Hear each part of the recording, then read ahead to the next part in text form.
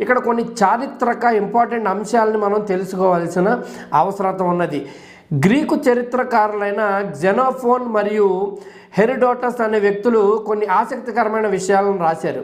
దానియేలు గ్రంథము 4వ అధ్యాయములోని సంగతులు జరిగిన తరువాత సుమారుగా 40 ఏళ్లకు ఈ విందు యొక్క కార్యక్రమం జరిగినట్టుగా వారు చెప్పారు.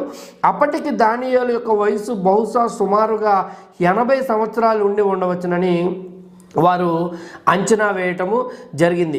అంతేకాదు, ఎప్పుడైతే ఏ రాత్రి అయితే బబులోను సంస్థానము కుప్పకూలిపోయిందో, పడగొట్టబడిందో, ఈ పారసిక రాజులు ఎప్పుడైతే దాడి చేశారో ఆ రాత్రి అక్కడ ఒక విందు కూడా జరుగుతున్నట్లు ఈ గ్రీకు చరిత్రకారులు కన్ఫర్మ్ చేయటం కూడా జరిగింది. అది చాలా అద్భుతమైన విషయంగా మనము పరిగణించాలి.